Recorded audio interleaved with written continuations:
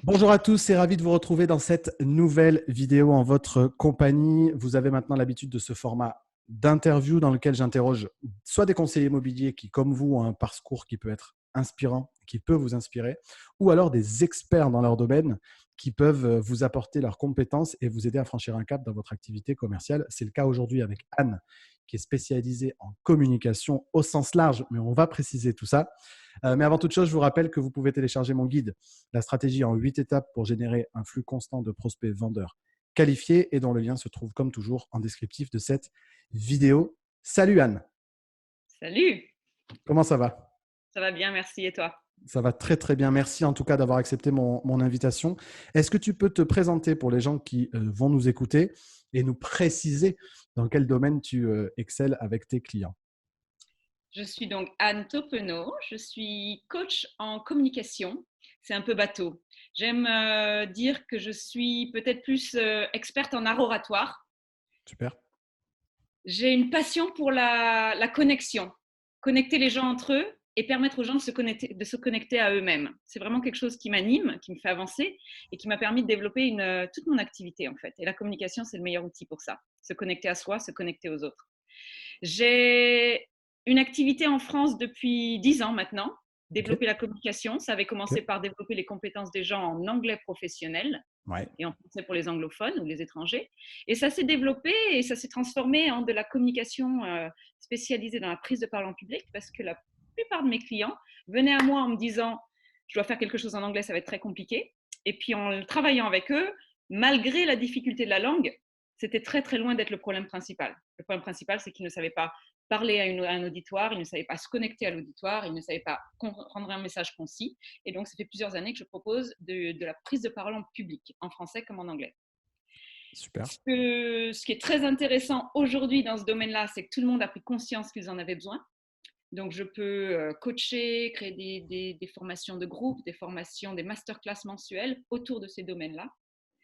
Et je développe, afin d'accompagner tous les gens avec qui je travaille, un hub d'experts qui permet de répondre aux différents besoins en communication dans tous les domaines, c'est-à-dire la communication visuelle, la communication digitale, la communication prise de parole en public, commerciale, la communication interpersonnelle, la communication internationale et même la communication face aux médias. Super. Voilà.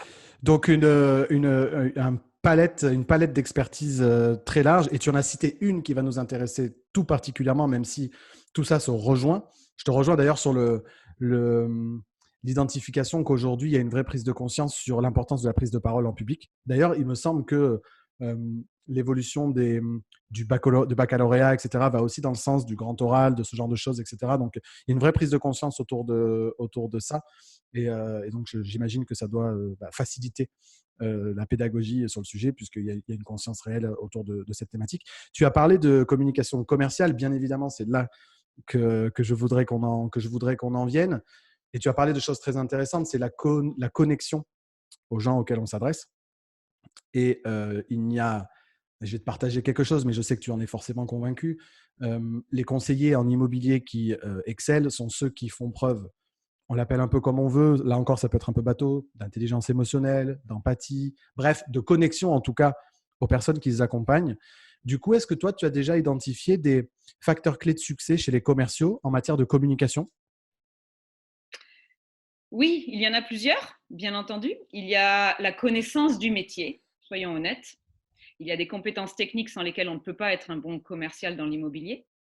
Il y a un petit peu d'expérience, parce que l'expérience donne confiance, mais il y a surtout un savoir-être. Et dans ce savoir-être, il y a quoi? Il y a la capacité à donner les bonnes informations, claires, concises et efficaces, et il y a la capacité à poser les bonnes questions et à surtout savoir écouter les réponses. Parce qu'on pense à communiquer comme quelque chose où on doit forcément être dans l'action et parler. Et je crois que la communication, c'est presque en priorité savoir intéresser, savoir créer la bonne interaction, c'est-à-dire poser la bonne question pour pouvoir écouter. Donc la communication aujourd'hui et le bon communicant dans l'immobilier, c'est celui qui sait et poser la question, les questions, et savoir entendre encore plus qu'écouter, entendre les réponses. Donc, un bon communicant écoute, ce qui peut paraître contre-intuitif. Mais effectivement, il est démontré que les commerciaux qui excellent sont ceux qui sont dans l'écoute, mais dans l'écoute active. Est-ce que tu peux nous en dire plus, du coup, sur cette notion d'écoute active? Alors, l'écoute active, c'est un de ces thèmes un peu bateau, tout le monde en parle. Être dans l'écoute active, c'est savoir entendre. Et c'est beaucoup plus que ça, en fait. Il y a 3 étapes très simples dans l'écoute active. La première, c'est bien entendu d'écouter. Et on se dit, j'ai écouté, je suis bon. Non, on n'est pas assez bon si on a seulement écouté. On est meilleur quand on a écouté et qu'on a posé des questions. Et une fois qu'on a eu posé les questions, on a reformulé. Et on a vérifié que notre compréhension est adaptée au message initial, au message envisagé du communicant. L'écoute active, c'est 3 étapes: écouter, questionner, reformuler.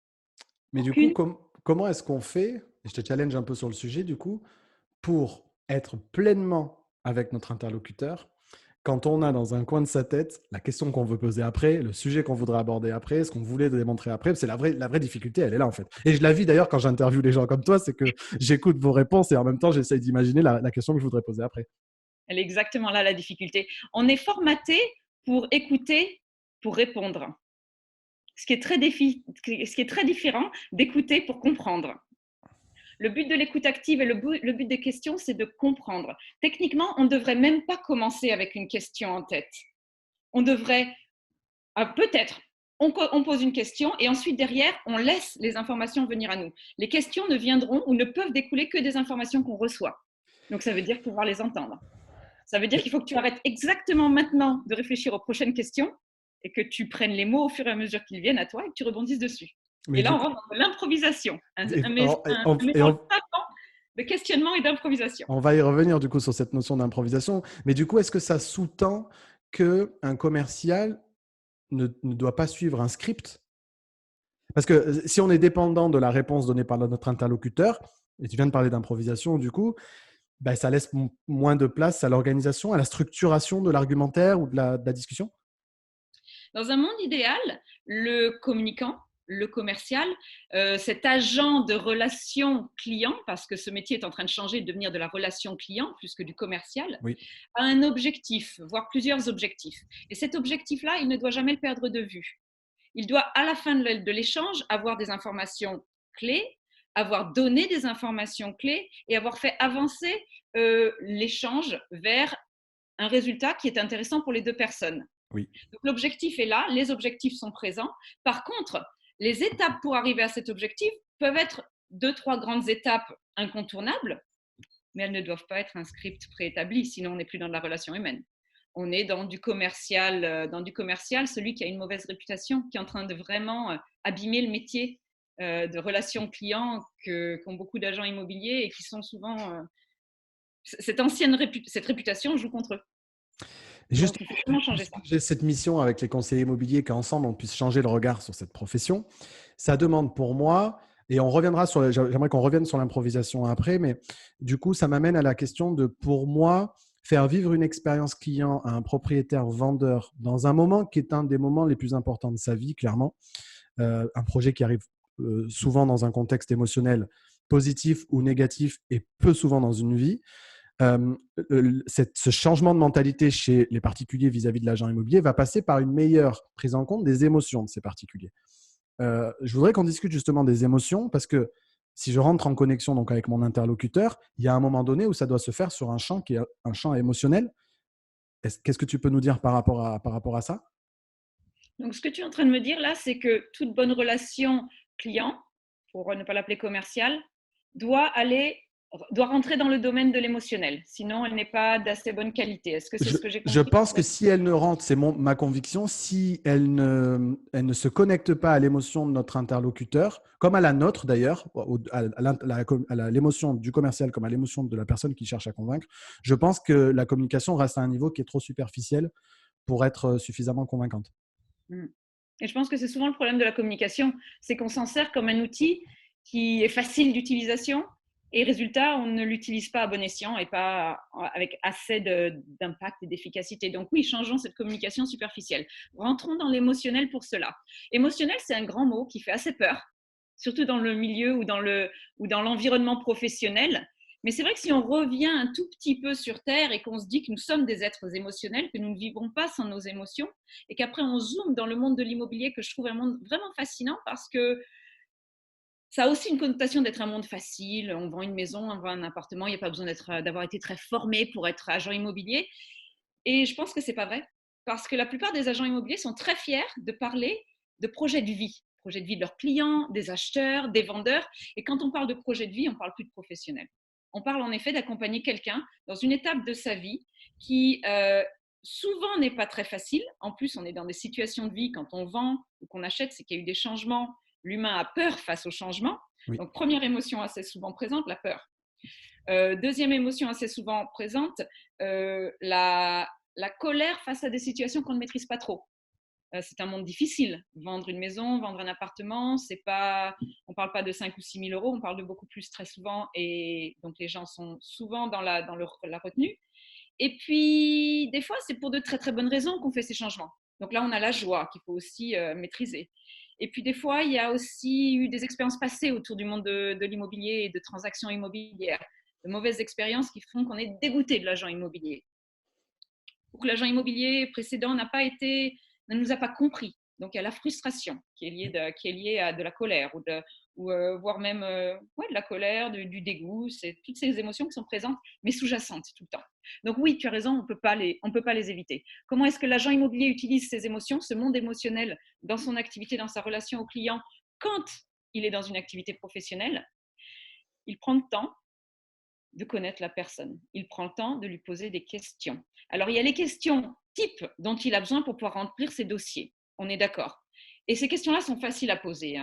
Quand, pourquoi, état des lieux, DPE. Et là, on est très, très bon pour poser ces questions-là. Et puis après, il y a la partie comprendre le vendeur, par exemple. Et ce qui est très intéressant dans cette partie-là, et je me rapproche d'une des experts de la Speaking Academy qui est particulièrement bonne dans ce domaine-là, c'est Lucille Montoriol. Ce qui est très intéressant dans ce domaine, comprendre le client et sa démarche, c'est que là, on arrête souvent de poser des questions. Il a dit qu'il voulait vendre parce qu'il avait besoin de changer de ville. Ok, très bien. Et on s'arrête à ça. Et là, on coupe et la relation avec le client et la capacité à comprendre les émotions qu'il va traverser. Un jour, il va être content de vous voir parce que son projet avance. Un jour, il va être très énervé de vous voir parce qu'il est en train de revenir en arrière sur sa décision. Sa situation familiale est difficile. De toute façon, vous ne savez même pas qu'il est en train de divorcer. Enfin, si, il vous en a parlé, mais on en a parlé rapidement. Il ne veut pas rentrer dans le sujet et vous n'avez surtout pas poussé. Donc, vous êtes avec quelqu'un de très émotionnel, vous ne comprenez pas pourquoi et vous dites « je sais qu'il veut changer de ville ». Et vous coupez ce lien.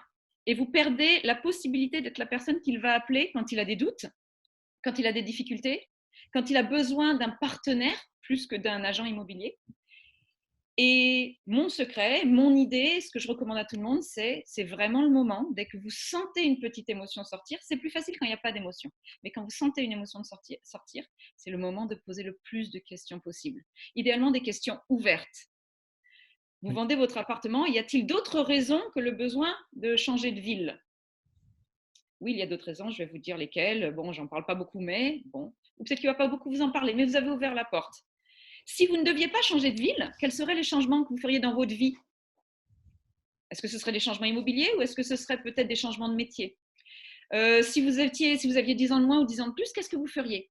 Et là, on parle vraiment de créer une relation avec la personne, pas en tant que client, mais en tant que potentiel futur ami. Si vous créez des amis au travail, et je ne dis pas que ça casse toutes les relations professionnelles, au contraire, il ne faut surtout pas que ça change votre professionnalisme, mais si vous savez vous positionner en tant qu'accompagnant de quelqu'un qui est dans une situation humaine, personnelle, émotionnelle, évoluante, comme un ami le ferait, dans un bar, un repas, chez d'autres amis d'ailleurs, vous créez un lien qui va forcément renforcer vos compétences commerciales. Et c'est vraiment le bon moment pour poser des questions. Et on n'ose pas assez.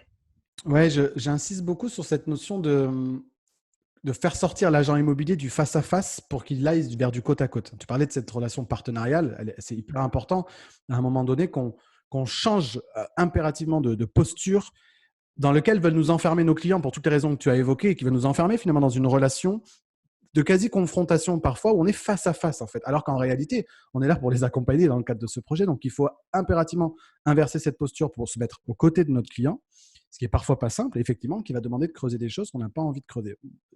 Deux exemples très précis à ce sujet. Quand j'accompagne les conseillers immobiliers sur la remise de l'avis de valeur, combien vaut la maison, combien vaut l'appartement, qui est un vrai sujet de confrontation parfois. Euh, Encore une fois, on va en rester, comme tu le disais toi, sur les notions caractéristiques, les données qui font, les datas qui font que j'estime que l'appartement il vaut tel prix. Et on oublie, ce que tu as un peu évoqué, ce que j'appelle moi les 4 deuils du propriétaire-vendeur. Le deuil de ses souvenirs. Je me souviens exactement de l'endroit où se trouvait le couffin de mon fils lorsqu'on est rentré de la maternité avec ma femme. Je te garantis que l'année dernière, quand on a vendu l'appartement et que j'ai fermé la porte derrière moi, une fois que les déménageurs étaient partis, je me souvenais clairement de l'endroit où ça s'était passé, où le chat était venu rôder autour du nouveau-né en se demandant ce qui se passait. Donc, il y a le deuil des souvenirs. Il y a la peur du changement, tu l'as évoqué. C'est plus le même quartier peut-être, c'est plus la même ville, c'est plus la même bretelle d'autoroute, c'est plus le même supermarché, peu importe. On est des êtres d'habitude d'une certaine manière et on a cette peur du changement qui est très importante. Le deuil des relations interpersonnelles nouées avec le logement, des voisins, des amis qu'on s'est fait à l'école, des parents d'élèves, peu importe. Encore une fois, quand on a déménagé, les parents d'élèves, mais du coup, on va plus se voir au parc, comment on va faire pour rester en contact, etc. Les voisins, les larmes dans les yeux de la mamie du 4e quand on lui a dit qu'on allait partir et qu'il avait vu naître les enfants, etc. Tout ça sont des choses que l'agent immobilier n'aborde pas suffisamment. Le deuil financier, un petit peu, parce que, OK, on ne vend peut-être pas au même prix qu'on a acheté, etc. OK.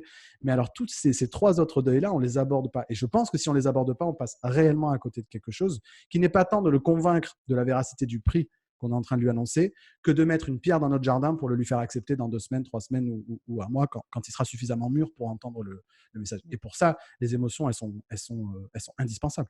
Elles sont indispensables. Elles sont indispensables et surtout, il faut les sortir de ce monde tabou. Émotions, on essaie d'en sortir, on ne sait pas comment. C'est vrai que les émotions, ce qui est difficile, c'est qu'on est souvent dans de l'émotion qui ont des réactions naturelles, parfois incontrôlées. C'est ce qui nous fait peur. On est tous en train de prendre conscience du besoin de mieux comprendre nos émotions pour passer de la réaction incontrôlée à l'action choisie. Et avec ce travail-là, on peut le faire sur nous, on peut accompagner aussi les autres à le faire. Donc, ayons moins peur des émotions et de leurs réactions incontrôlées parce que de plus en plus de gens sont capables d'avoir des actions choisies. Après, il est vrai qu'il peut y avoir des réactions un peu extrêmes. Et alors, on est dans une société où l'émotion est encore très éloignée. On sépare le privé du professionnel. On essaye de pas trop. Moi, j'ai un parcours de vie qui m'a fait passer plusieurs années aux États-Unis. Alors, je dis pas que c'est beaucoup mieux, mais c'est différent. Et il y a ce côté beaucoup plus, on peut parler personnel en entreprise et on peut être très professionnel dans la vie privée. Et c'est beaucoup moins sectarisé. Et résultat, les gens ont une facilité à être plus authentiques, plus naturels. Et je parle vraiment d'authenticité. Je ne dis pas qu'il faut devenir meilleur ami avec votre client Non. potentiel ou le vendeur. Il faut rester authentique. Et si ça prend 2 mois pour qu'il vous fasse confiance parce que vous ne lui avez pas parlé de choses personnelles tout de suite, parce que c'est votre personnalité, ce sera beaucoup mieux que si vous faites semblant d'être son meilleur ami la première semaine. Donc c'est une question d'être authentique. Mais d'oser casser ces barrières qui séparent le professionnel du personnel pour créer du lien humain. Comme tu l'as dit, le face-à-face plutôt que le côte-à-côte plutôt que le face-à-face. C'est vraiment très fort. Ça. Oui, et puis cette authenticité, enfin, on le dit, et encore une fois, ça commence à être galvaudé, je le dis souvent, on dit que le client, c'est vous qui l'achète, c'est le commercial qui l'achète en fait. C'est pas l'enseigne, c'est pas les services, c'est pas les caractéristiques de l'offre. Fondamentalement, ce qu'il achète, c'est le bonhomme qu'il a en face de lui. Alors, encore une fois, c'est facile à dire, mais c'est la clé de la réussite en matière, cette authenticité dont tu parles. Est-ce que tu crois, et je veux absolument pas être ni misogyne ni quoi que ce soit, mais est-ce que ça explique parce qu'en immobilier, les femmes sont moins représentées, mais elles surperforment. Est-ce que tu penses que c'est cette capacité à aborder les sujets émotionnels qui pourrait être plus simple pour une femme que pour un homme qui peut expliquer cette réussite? Je pense que ce qui a été vu beaucoup dernièrement, c'est que des femmes, pour réussir, malheureusement, se sont imposées un mode de fonctionnement plutôt masculin. Et si ça leur a permis de mieux réussir, moi je dis bravo, qu'elles aient réussi à le faire en se changeant.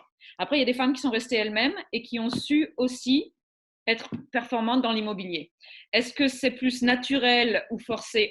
C'est vraiment difficile à dire, mais je crois que tous les bons agents immobiliers sont forcément des communicants, sont forcément bons dans la relation humaine, sont forcément bons dans l'écoute. Et homme ou femme, ça fait peut-être pas forcément la différence. Mais tant mieux qu'il y ait plus de femmes représentées dans le métier et que quand elles rentrent dans ce métier, elles aient elles aussi leur chance de réussir.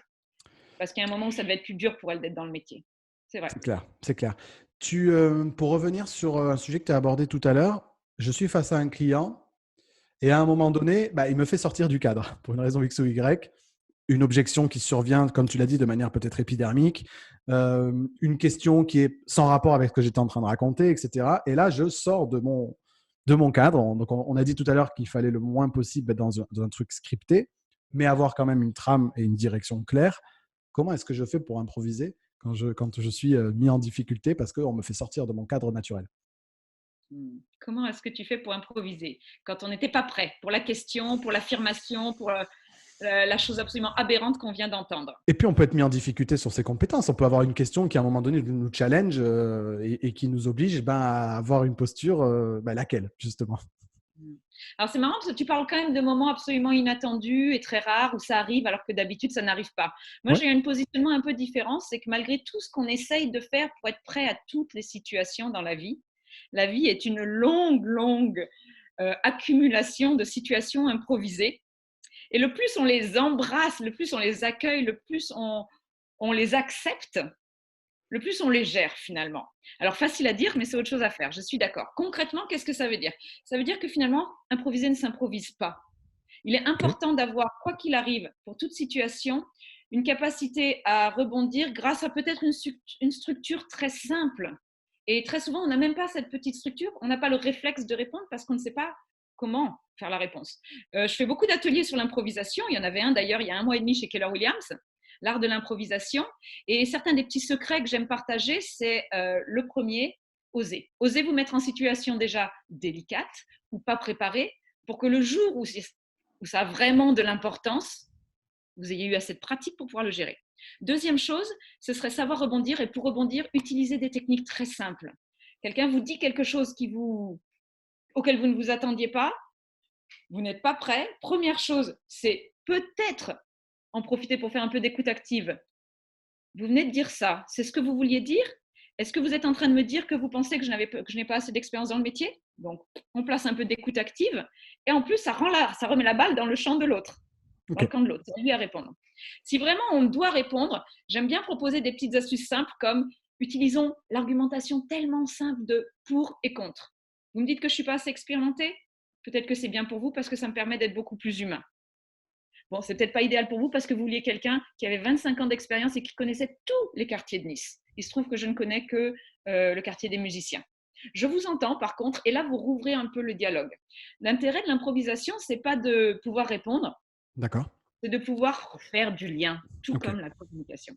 Donc il n'y a pas de bonne et de mauvaise technique, mais le moins on se dit c'est de l'improvisation, j'étais pas prêt, je ne peux pas répondre, le plus on se bloque. Le moins on se le dit, le moins on est bloqué. Donc essayons de tester le plus souvent possible, de se mettre dans des situations où, tiens, qu'est-ce que je dirais? Pour ou contre? Il y a peut-être aussi une structure toute simple, 1, 2, 3. Vous me dites que je ne suis pas assez compétent? Premièrement, j'ai fait 10 ans dans ce métier-là. Deuxièmement, j'ai vendu dernièrement. Et troisièmement, moi, ce qui m'intéresse, c'est de vous apporter de l'aide. Si vous pensez que je ne suis pas la bonne personne, je peux tout à fait l'entendre. Mmh. Et rien que de structurer, quels que soient les mots qu'on met derrière, la personne, d'un coup, se dit OK, OK, C'est il y a eu clair. du répondant. Et le contenu n'est pas toujours le plus important, c'est plus le contenant, la structure. Donc, oser. Et du coup, dans cette préparation à l'improvisation, est-ce que ça passe par l'entraînement? Est-ce que ça Oui. peut passer par du role-play, comme on dit? Donc, c'est cette idée de Ouais. se faire challenger régulièrement par un collègue ou… Bien entendu, c'est des mises en situation, c'est des jeux, c'est enlever ce stress qui est lié à des situations. On a très peur, hein, les humains ont très peur de l'inconnu. L'improvisation, c'est l'inconnu. On ne sait pas à l'avance ce qui va se passer, on n'a pas pu se préparer. En sachant que des fois, quand on peut se préparer, on n'est pas meilleur. Voire, on ne s'est pas préparé alors qu'on avait la possibilité de le faire. C'est un autre sujet. Donc, sans préparation, qu'est-ce qui est important? C'est de casser cette espèce de frayeur irrationnelle de l'inconnu et d'accepter que la balle nous soit jetée et voir comment on la rattrape. Donc oui, faire des mises en scène, jouer pendant un petit quart d'heure à l'heure du déjeuner, mettre des sujets. Tout le monde met un sujet dans un verre, on pioche un sujet, on a 1 minute pour en parler. Pour et contre, 3 points. Comment faire une présentation d'un nouvel appartement qu'on n'a peut-être jamais visité. Donc oui, se mettre en situation le plus souvent possible. Moi, je le propose dans les masterclass mensuels chez Keller Williams. OK. Je le propose aussi dans des workshops de demi-journée parce que le plus on le fait, le plus on peut gérer les situations improvisées. C'est important, tu as raison. La pratique, it doesn't make perfect, but it makes so much easier. OK. Donc, on a parlé des facteurs clés de succès pour un commercial. On a parlé des émotions et c'était important qu'on l'aborde et je pense qu'on l'a bien abordé. On a parlé de l'improvisation. Est-ce que tu as un autre conseil à donner à la population commerciale sur la connexion à leurs clients, sur sans forcément aller dans des astuces, mais dans la posture. Tiens, est-ce que dans la posture, il y a quelque chose qui doit évoluer dans cette posture du commercial? Moi, je sais que je l'ai fait beaucoup travailler sur parlons un peu moins du quoi et du comment et un peu plus du pourquoi, ou exprimons mieux aussi notre mission en tant que conseiller immobilier, notre vision et pas seulement les outils. Est-ce que ça fait partie des choses qu'on peut développer? Tout à fait. J'étais en train de me dire en t'écoutant que ce qui est intéressant, c'est que c'est une situation assez commune, hein, où deux personnes doivent travailler ensemble pour atteindre deux objectifs complètement différents. Oui, Et ce qui est intéressant, c'est d'arriver à relier cet objectif pour que ce soit un objectif commun. commun. Et le vendeur ou l'acheteur sont souvent en positionnement, cette personne cherche seulement sa commission. Je pourrais très bien faire sans lui. Donc, avant même d'être dans la relation commerciale et l'échange, la transaction, il va falloir créer de la confiance. Oui, Et ce qui est intéressant dans ce travail de confiance, c'est qu'il y a quelques outils simples et on revient toujours aux mêmes. Ils sont tellement simples que c'est l'écoute, c'est le questionnement, c'est la capacité à prouver sa crédibilité, c'est la capacité à communiquer de manière claire, concise et efficace, et c'est l'authenticité, être soi-même, quitte à être un peu transparent. C'est important pour moi de vendre cette maison. Vous avez raison, cette maison, pour moi, elle est très importante cette année. Cependant, votre projet de vie l'est aussi. Ne pensez pas que je et il est vendre. directement lié. Et si, ensemble, ça nous permet d'avancer tous les deux, peut-être qu'on peut en parler un peu plus. Et des fois, on ne va pas oser, on va cacher, on va dire non, je ne suis là que pour vous, et la personne va rentrer dans un rôle. Autant les rôles et les mises en scène sont super pour s'entraîner. Le jour où vous êtes avec votre client, votre prospect, votre vendeur ou votre acheteur, soyez vraiment vous-même. Au pire des cas, tout le monde gagne du temps. Au Non, meilleur mais des cas, vous allez pouvoir créer une véritable relation. Donc, l'authenticité, la communication, le questionnement, être vraiment dans l'échange. S'imaginer côte à côte plutôt que face à face, le faire même physiquement en ouais. rendez-vous, c'est très intéressant. Mm.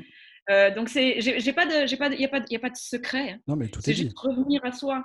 D'ailleurs, en travaillant avec une agente immobilière qui était assez nouvelle dans le métier, mais très, très, très, je pense qu'elle a beaucoup de compétences et qu'elle va aller très vite, elle me disait qu'un jour, suite à une formation qu'elle avait suivie avec la Speaking Academy, et un de nos experts qui est Siegfried Hack, qui lui est un commercial international d'assez belle renommée, qui est aujourd'hui un coach et un speaker. Il nous a fait tout un atelier sur la différence qui fait la différence. OK. Et les petites choses qui font la différence. Et son message clé à la fin, c'était soyez juste vous-même et restez authentique. Le lendemain, elle m'a envoyé un message en me disant hier soir, après la conférence, j'avais rendez-vous avec des promoteurs. C'est la première fois que je rencontrais des promoteurs. Et j'avais passé la journée à me tourmenter, à me stresser. Et en partant de la conférence, je me suis dit, j'ai qu'une chose à faire, c'est être authentique et être dans l'écoute. Je reviens de la réunion avec les promoteurs et j'ai un très beau projet entre les mains à développer grâce à ce que vous m'avez rappelé qui était tellement simple. Rester authentique et être dans l'écoute. Donc non, j'ai pas de grand secret, juste redevenons authentiques, quel que soit notre métier, et restons vraiment dans l'écoute. Posons les questions, ouvrons les portes plutôt que les fermer. Laissons les portes s'ouvrir. Commençons nos phrases par oui et plutôt que non mais, par exemple, qui est très typique en France. Donc, ouvrons les portes et soyons nous-mêmes. Positionnons-nous, tu parlais de posture, positionnons-nous en étant nous-mêmes et en étant confiants qu'on a quelque chose à apporter aux clients. Tu parlais de l'importance de la confiance. Et la vente, c'est de la confiance, c'est rien d'autre. Euh, Tu parlais aussi en ouverture de communication digitale. Euh, je suis un fervent, euh, en tout cas, je pousse beaucoup à la vidéo et on est en train d'en tourner une. Parce que je pars du principe que la vente, c'est de la confiance et que la vidéo, aujourd'hui, c'est probablement un des meilleurs vecteurs pour générer la confiance parce que je te vois, je t'entends. Euh, on peut aller beaucoup plus loin dans le fait d'avoir confiance dans la personne. Qu'est-ce que tu pourrais nous partager sur ce sujet-là? Je veux rebondir là-dessus parce que tu parlais de confiance. Et pour moi, aujourd'hui, si on doit parler média, c'est pour moi le médium par excellence pour la confiance. Ouais. Alors, j'aimerais te poser la question pour rebondir là-dessus. Pourquoi est-ce que la vidéo marche si bien et pourquoi est-ce qu'elle renvoie non, pourquoi est-ce qu'elle marche bien? Pourquoi est-ce qu'elle est efficace? En fait, on va revenir aux bases de la communication. Dis-moi si tu es d'accord. Pour toi, la communication efficace et impactante, ça passe par quel canot? Ben, la parole, les mots, Ouais. mais aussi tout le langage corporel, le non-verbal, etc. Exactement. Donc, les trois grands canaux, c'est la communication verbale, la communication non verbale, notre corps, nos expressions faciales, et c'est la communication paraverbale, la manière dont on utilise notre voix, le rythme, les pauses qu'on est capable de mettre, de monter, de descendre, de varier. Et dans la vidéo, c'est le seul endroit où les trois sont réunis. Et parce que la vidéo offre la possibilité de faire un peu de préparation, on peut être encore meilleur des fois qu'au naturel, en sachant qu'il n'y a rien de mieux que le naturel quand même. Et donc dans la vidéo, il y a ce développement de résultats, de confiance, parce que les trois canaux sont visibles immédiatement. Maintenant, l'objectif est souvent le plus difficile à faire, c'est de maîtriser la communication suffisamment bien pour que ces trois canaux soient cohérents, que la voix soit en cohérence avec le corps, qui est en cohérence avec le message verbal, qui est la base. Et parfois, c'est là qu'il y a des petites difficultés. C'est là que travailler ces différents modes de communication est très intéressant. Ok, donc l'alignement finalement entre ces trois dimensions-là qui fait la réussite de la communication en vidéo, du coup, c'est ok, je me force pas à l'exercice et donc je suis un peu stressé, je suis pas à l'aise devant la caméra, même quand je suis seul devant elle d'ailleurs. Et du coup, bah, même si mes mots disent ce que j'ai envie de dire parce que je l'ai préparé, bah, le reste traduit d'autres émotions ou d'autres messages, c'est ça? Exactement. Et pour rebondir là-dessus, la vidéo est très, très efficace, mais soyons honnêtes, pour ceux d'entre nous et vous qui ont essayé, on se rend compte d'un seul coup que c'est vraiment pas si facile que ça. Donc, ça se travaille aussi, ça se Ouais. pratique. C'est pas naturel de parler devant la vidéo, devant une caméra, et de se voir en vidéo, c'est encore plus difficile. Donc, ça, c'est vraiment quelque chose qu'il faut pratiquer pour que cette cohérence soit visible. Sinon, on perd de notre impact malgré l'efficacité d'une vidéo. Il y a un moment où les bonnes vidéos, Bien il y sûr. en a peu. Bien sûr. Et ça pose la question, donc, du coup, d'oser. Parce que je sais qu'une de mes. Ce qui a fondamentalement changé mon approche en tant qu'entrepreneur depuis que j'ai démarré en tant qu'entrepreneur, c'est fait est mieux que parfait. Et c'est vrai que ce qui m'a beaucoup aidé dans le développement de la vidéo, c'est à un moment donné de lâcher prise, c'est d'oser et de se dire, OK, la première, elle sera pas top, puis la deuxième, elle sera mieux, etc. etc. Alors, je passe l'anecdote sur ma première vidéo parce que je la raconte souvent, mais voilà, c'est la première, elle est, quand on regarde rétrospectivement, bah, elle n'est pas top. Mais c'est comme tu le disais avec la pratique, etc., qu'à un moment donné, on s'améliore, mais ça demande effectivement de pouvoir oser, en fait. Et il faut oser, je pense qu'il faut changer un petit peu notre positionnement aussi. Est-ce que ce qui compte, c'est ce que nous on donne, ou est-ce que ce qui compte, c'est ce que la personne, l'auditeur, l'auditoire reçoit? Et est-ce que le message qu'on a à faire passer n'est pas plus important que comment on se sent ou pourquoi ce message est important pour nous? Je pense qu'il est vraiment, l'important c'est l'audience, l'auditoire, l'auditeur. Et si on arrive à changer de positionnement, et ça permet du lâcher prise, comme tu dis. Ce qui compte, c'est ce message. Il n'est peut-être pas parfait, et je suis tout à fait d'accord avec toi. C'est pas que ce soit parfait qui compte, c'est que ce soit fait. Mm, Et le plus on le fait, le plus ça s'améliore. bien Mais sûr. personne ne naît communicant naturel. On ne peut le devenir qu'en pratiquant. Et si on focalise sur l'autre plutôt que sur nous, on ose beaucoup plus facilement. Donc, quel Donc, est le message que je veux faire passer? Quelle est l'idée qui se cache derrière? Quelle est ma mission au travers de ce message, etc. alors, ça c'est bien en sachant qu'en se posant les questions comme ça, on reste un tout petit peu encore focalisé sur soi. Ce qui est très intéressant, c'est OK. de dire qu'est-ce que les gens ont besoin d'entendre? Qu'est-ce qui va les aider? Qu'est-ce qui va changer leur compréhension du système ou du monde? Comment est-ce qu'ils vont pouvoir évoluer, grandir, prendre des décisions différentes? Qu'est-ce qu'ils ont besoin d'entendre ou d'avoir? Et là, d'un coup, on se retrouve dans une position différente où l'énergie, elle va dans l'autre sens. Et l'enjeu, c'est plus nous. C'est plus nous, c'est plus facile d'oser, et puis on est pris par notre motivation de faire passer cette chose dont les autres ont besoin, et puis on s'oublie un peu, et puis c'est sûrement une très bonne chose. Anne, merci infiniment pour la qualité de cet échange. Merci beaucoup d'avoir pris le temps et pour tout ce que tu nous as partagé pendant cette demi-heure. On pourrait y passer encore des heures. Beaucoup de choses. Merci vraiment pour tout ce que tu as pu apporter aux conseillers immobiliers qui vont nous écouter. Si vous voulez suivre Anne, c'est Anne Toppenot, Toppenot, de la Speaking Academy. Je pense qu'on n'aura pas de mal à te trouver si on te cherche. Sur LinkedIn beaucoup, je crois. Mais en tout état de cause, vous pourrez trouver Anne si vous avez besoin d'elle. Et sur ces sujets, notamment de la prise de parole, qui sont des sujets qui sont devenus essentiels aujourd'hui en communication en général et communication professionnelle notamment. Est-ce que tu as un dernier mot, Anne, pour nous? Si vous avez envie de venir tester, parce que c'est bien beau de parler de la communication, mais il n'y a rien de mieux que de le faire. Joignez-vous à une de nos masterclass, c'est tous les mois, c'est chez Keller Williams à Nice, juste derrière le Méridien. Contactez-nous sur LinkedIn et puis faites-vous confiance, restez authentique. C'est vraiment ça la richesse de tous les professionnels.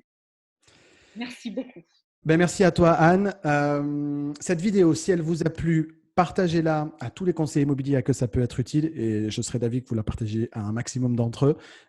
N'hésitez pas à nous mettre un commentaire, que ce soit pour Anne ou pour moi. On prendra la peine de répondre à un maximum, à tous vos commentaires et à répondre à toutes vos questions. Vous la likez bien évidemment et vous vous abonnez à la chaîne pour être certain de recevoir toutes les prochaines vidéos. Merci beaucoup pour votre écoute et je vous dis à très bientôt. Une très très belle fin de journée et souvenez-vous toujours que l'immobilier est plus près du cœur que de la tête. Ciao, ciao!